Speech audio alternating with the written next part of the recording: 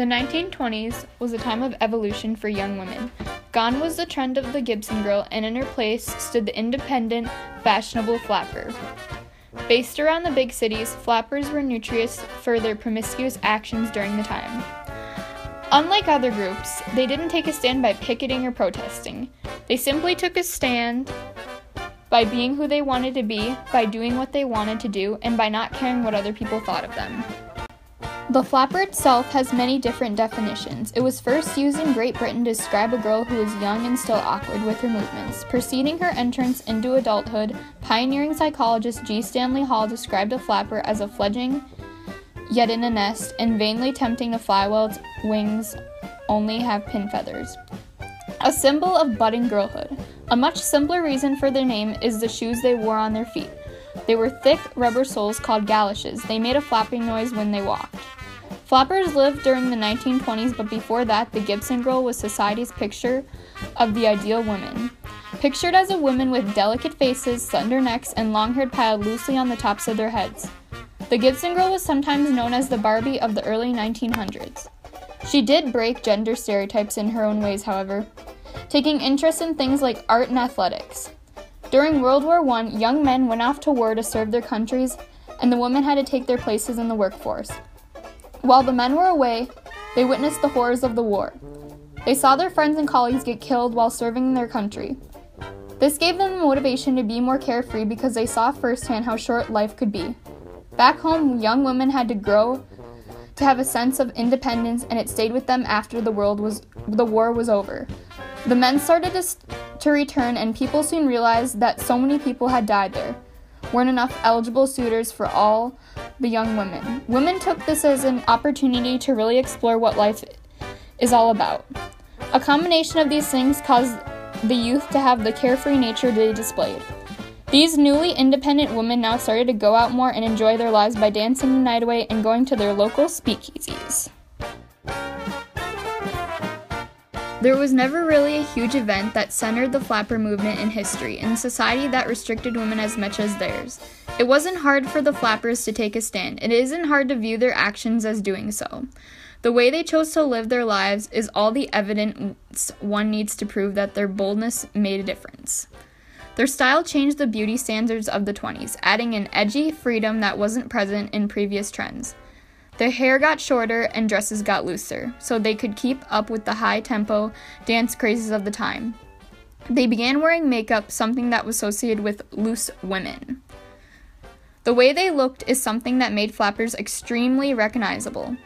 In the 20s and still recognizable today, nearly a century later, their looks were a complete ensemble, coming together to show the world they didn't care what others thought of them, and that they were wearing what they were because they wanted to, not for anybody else. They bound their chest, the act of wearing tight material over the breasts to give the appearance of a flat chest to achieve that boy/girl look that they considered ideal. They wore makeup that even their parents more makeup than their parents ever did. Lipstick and rouge became very popular products. They bought dresses that gave them more freedom. They stopped at the knees, which was much more shorter than before, and were decked out with beads, pearls, and fringe.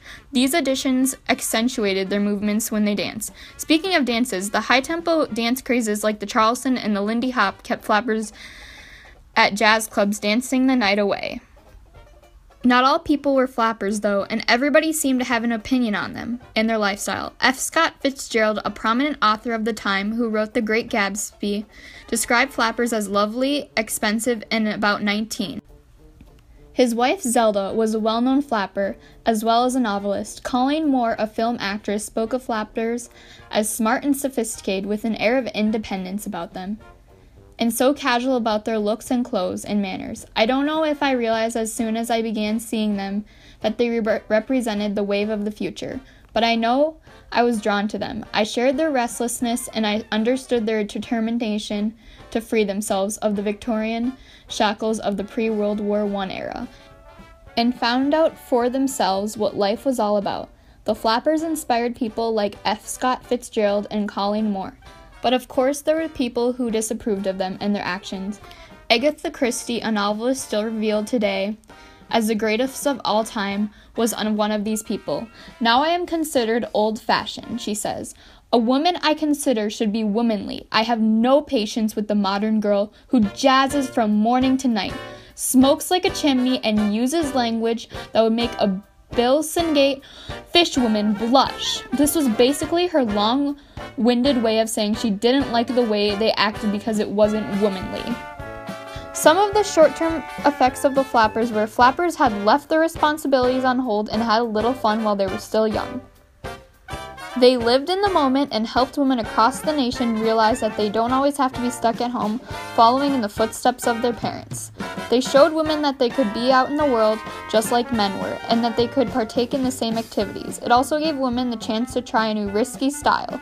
Back then, society frowned upon women that had their skirts higher than their ankles. But clearly, in the flapper era, people were more accepting of the style, and had more of an open mind when it came to the types of clothes women would start to wear. Either this was the case, or flappers just didn't care about outside opinions whatsoever. Some of the long-term effects flappers had on society were, since the time of the flappers, women across the world have gained more respect from people and rights in everyday society. Flappers gave women the inspiration to be bold and free and empower the norms in the world. Many women today are influenced by the flappers, and they are incorporating the flapper style and attitude in the 1920s. This is giving women the strength to be bold and to realize that they are fully capable of being their own people and of taking a stand to have the same rights as men. One of the more prominent flappers of the 20s still has a heavy influence over fashion now in 2017. Even though she died in 1971, Coco Chanel was a flapper and had a hand in designing some of the popular clothing trends of the time. Her designer label is still worn today and revealed in the fashion world today, with a revenue of $7.43 billion as of 2014. Zelda Fitzgerald, wife of F. Scott Fitzgerald, was a writer in her own right and dubbed the first American flapper by her husband. Though she died in 1948, the extremely popular video game The Legend of Zelda was named after her because of her stunning beauty and the controversy surrounding her life.